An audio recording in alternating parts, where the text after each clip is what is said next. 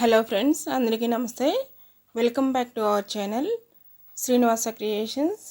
ఈరోజు ఈ వీడియోలో పల్లీలతో బెండకాయ ఫ్రై ఎలా ప్రిపేర్ చేయాలో ఈ వీడియోలో చూద్దాము.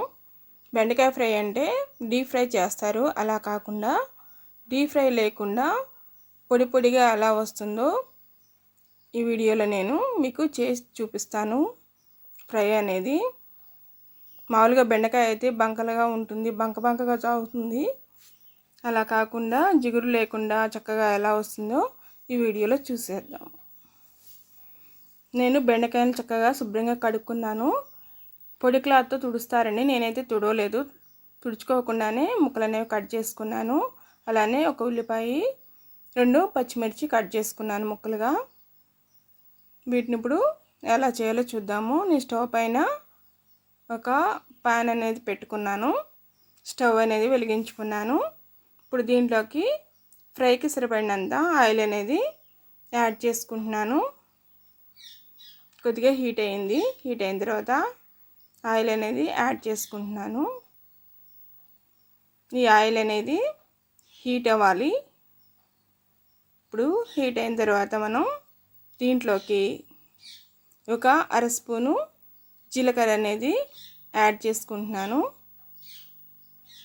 జీలకర్ర యాడ్ చేసుకున్న తర్వాత ఒక స్పూన్ పోపు దినుసులు అనేవి యాడ్ చేసుకుంటున్నాను. ఈ కర్రీ అనేది జిగురుగా లేకుండా చాలా బాగుంటుంది, చాలా టేస్టీగా ఉంటుంది. ఇప్పుడు కొద్దిగా పల్లీలు అనేవి తీసుకోవాలి. నేను కొద్దిగా పల్లీలు అనేవి యాడ్ చేసుకుంటున్నాను. లేదంటే పల్లీలు ముందుగానే ఫ్రై చేసుకుని ఒక బౌల్లో తీసుకుని పెట్టుకోవచ్చు. నేనైతే ఇలానే యాడ్ చేసుకుంటున్నాను. ఇలా అయితే కొంచెం బాగుంటుంది, కర్రీ అనేది రుచిగా ఉంటుంది. ఈ పల్లీలు అనేవి చక్కగా వేయించుకోవాలి. ఇప్పుడు కలర్ అనేవి మారుతున్నాయి. ఈ విధంగా కలుపుకుంటూ పల్లీలు అనేవి వేయించుకోవాలి. ఇప్పుడు ఇవి వేగిపోయాయండి. దీంట్లోకి ఇప్పుడు ఉల్లిపాయ ముక్కలు అనేవి యాడ్ చేసుకుంటున్నాను. ఇప్పుడు పచ్చిమిర్చి ముక్కలు అనేవి యాడ్ చేసుకుంటున్నాను. వీటిని ఒకసారి కలుపుకుందాము. చక్కగా బ్రౌన్ కలర్ అనేది రావాలి. ఉల్లిపాయ ముక్కలు అనేవి చక్కగా సిమ్లో పెట్టుకుని ఈ విధంగా ఫ్రై చేసుకోవాలి.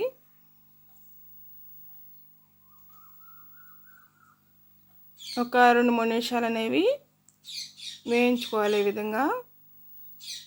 ఇప్పుడు ఇవి కలర్ చేంజ్ అనేది అవుతున్నాయండి.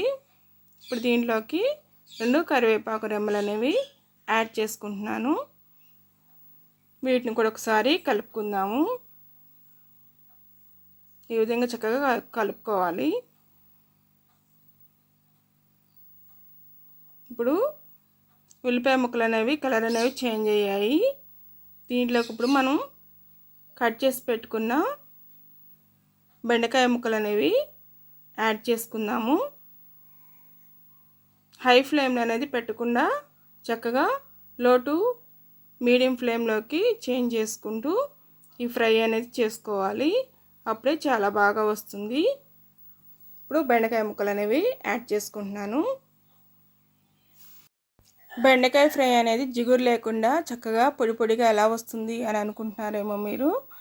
నేను ఒక టిప్ అనేది చెప్తాను, ఈ మధ్యలో చూస్తూ ఉండండి. వీడియో అనేది ఎక్కడ స్కిప్ చేయకుండా చక్కగా వీటిని ఈ విధంగా నెమ్మదిగా కలుపుకుంటూ ఫ్రై చేసుకోవాలి. ఒక 3 మినిట్స్ అనేది ఈ విధంగా కలుపుకుంటూ కొద్దిగా ఫ్రై చేసుకోవాలి. ఒక 3 నిమిషాలు ఈ విధంగా చేసుకుంటే సరిపోతుంది.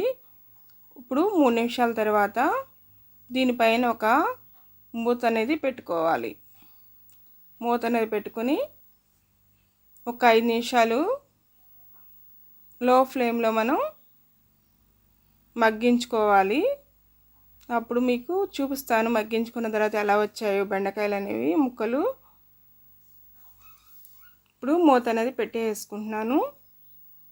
ఇప్పుడు ఒక 5 నిమిషాల తర్వాత ఇప్పుడు మనం మూత తీసి చూద్దాము. చూడండి, బెండకాయ ముక్క అనేది కొద్దిగా మెత్తబడుతుంది.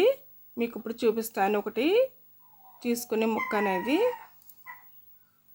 ఇప్పుడు ముక్క తీసుకుని చూద్దాము.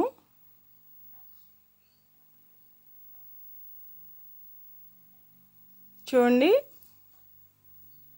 మెత్తగా అయిందండి. అంత మెత్తగా కాకుండా చక్కగా అయింది.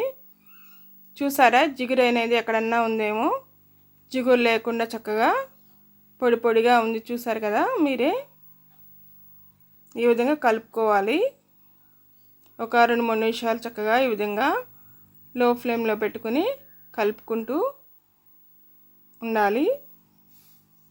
ఇప్పుడు దీంట్లోకి టేస్ట్కి సరిపడినంత సాల్ట్ అనేది యాడ్ చేసుకుందాము. ఇప్పుడు సాల్ట్ అనేది యాడ్ చేసుకుంటున్నాను. కొద్దిగా పసుపు కూడా యాడ్ చేసుకుంటున్నాను. ఒక చిటికెడు పసుపు అయితే సరిపోతుంది. ఇప్పుడు వీటిని మొత్తాన్ని చక్కగా ముక్కలకి పట్టేటట్టుగా చక్కగా కలుపుకోవాలి. ఉప్పు పసుపు అనేది ముక్కలకి బాగా చక్కగా పట్టుకుంటుంది. ఈ విధంగా కలుపుకోవడం వల్ల ఈ విధంగా 2-3 నిమిషాలు చక్కగా కలుపుకోవాలి. చూసారు కదండి మీరు, నేను అలా కలుపుతున్నా కానీ ముక్క అనేది ఎక్కడ బ్రేక్ అవ్వట్లేదు, చాలా బాగా వచ్చింది. ఇప్పుడు దీంట్లోకి కొద్దిగా గరం మసాలా అనేది యాడ్ చేసుకుందాము. గరం మసాలా అంటే ధనియాలు, కొద్దిగా జీలకర్ర, చిన్నులపాయలు, లవంగాలు, కొద్దిగా చెక్క అనేది యాడ్ చేసుకుని మిక్సీ పట్టుకున్నాను. అది కొద్దిగా యాడ్ చేసుకున్నాను.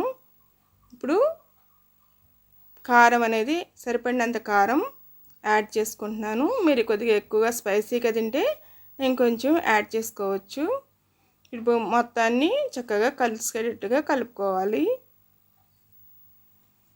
అంతేనండి, కర్రీ అనేది ప్రిపేర్ అయిపోయింది. చూడండి ఎంత బాగా వచ్చిందో, పొడి పొడిగా చాలా బాగుంటుంది. మీకు ఈ వీడియో నచ్చినట్లయితే లైక్ చేయండి. అలానే మన ఛానల్ని ఎవరైనా మొదటిసారిగా చూస్తుంటే సబ్స్క్రైబ్ చేసుకోండి. కర్రీ అనేది జిగురుగా ఎందుకు రాలేదు అనేది చెప్తానన్నా కదండి టిప్పు. ఏమీ లేదండి, సాల్ట్ అనేది ముందుగా యాడ్ చేసుకోకూడదు. యాడ్ చేసుకుంటే జిగురుగా వస్తుంది కర్రీ అనేది. నేను చేసిన విధముగా, నేను చెప్పిన ప్రాసెస్లో చక్కగా బెండకాయ పల్లీల ఫ్రై అనేది ఈ విధంగా ట్రై చేసి చూడండి. చక్కగా చాలా బాగుంటుంది. మీకే తెలుస్తుంది ఎంత బాగా వచ్చిందనేది. మళ్ళీ సరికొత్త వీడియోతో మళ్ళీ కలుద్దామండి. థ్యాంక్ యూ అండి.